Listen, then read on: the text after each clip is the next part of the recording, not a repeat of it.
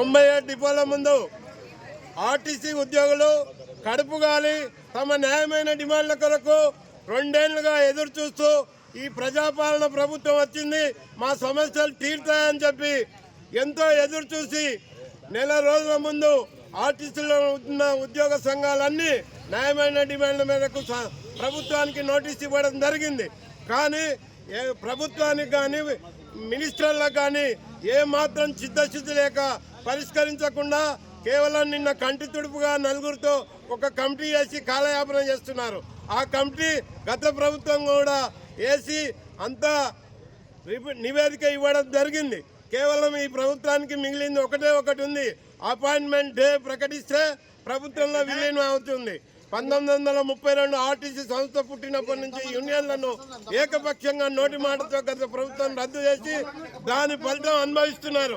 ఈ ప్రభుత్వానికి మేము హెచ్చరిస్తున్నాం, ఆర్టీసీలో యూనియన్లను వెంటనే పునరుద్ధరించాలి.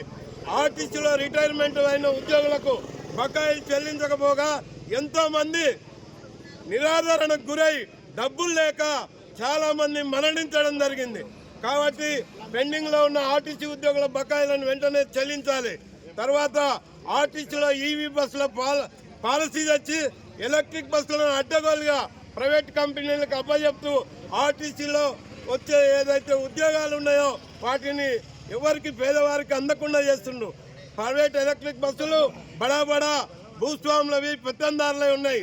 అదే ఎలక్ట్రిక్ బస్సులు ఆర్టీసీ సంస్థకు అప్పచెప్తే ఆర్టీసీలో ఎంతో మందికి నిరుద్యోగులకు ఉద్యోగ అవకాశాలు వస్తాయి.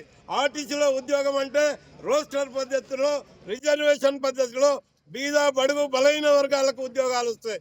కాబట్టి మేము ఏం డిమాండ్ చేస్తున్నాం, ఎలక్ట్రిక్ బస్సులను వెంటనే రద్దు చేయాలని కోరుతున్నాం.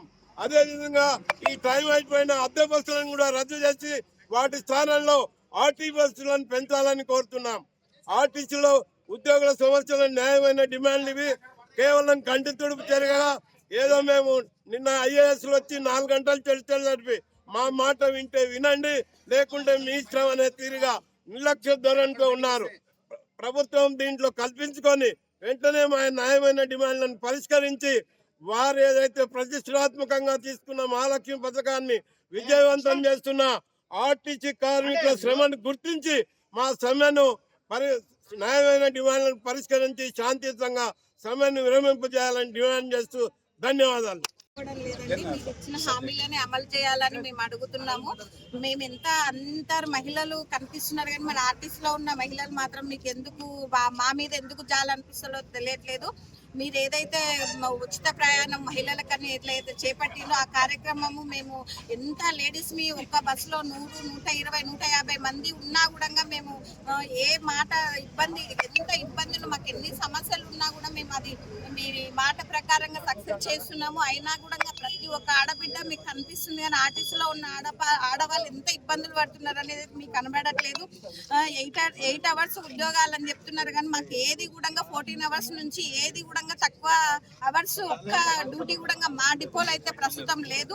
ఎంత ఇబ్బందులు మాకు ఉద్యోగాలు కొత్త ఉద్యోగాలు ఇవ్వక మేమే చేసి రోజు 16 గంటలు 15 గంటలు ప్రతి రోజు చేస్తున్నాము. మేము కూడా మాకు చేత కావట్లేదండి చేయడము. ఎంత కష్టపడ్డా మాకు కనీసం ఫలితం అన్న ఉందా అంటే మాకు అవే జీతాలు, అవే సమస్యలు, అవే జీతాలు. మేము ఎక్కువ ఏం అడగట్లేదు, గవర్నమెంట్లో విలీనం చేయమని అడుగుతున్నాము. ఆర్థిక ఇబ్బందులు లేదు, మేము ఏదన్నా అడిగే వరకు పరిస్థితి ఆర్థిక ఇబ్బందులు లేదని చెప్తున్నారు. ప్రతి ఒక్క డిపార్ట్మెంట్కు అన్నిటికీ ఇస్తున్నారు కానీ ఆర్టీసీ అనే వరకే ఆర్థిక ఇబ్బందులు లేవు, డబ్బులు లేవు అంటున్నారు. మా పరిస్థితులు కూడా మేము ఎవరితో చెప్పాలి? ప్రతి సమస్యకి చాలా ఇబ్బందులు పడుతున్నాం మేము. మాకు ఒకటే ఏంది, పిఆర్సీలు ఇవ్వాలి, 2 పిఆర్సీలు ఉన్నాయి. అసలైన తొలి వెలుగు. ఫాలో వాట్సాప్ @తొలి వెలుగు official.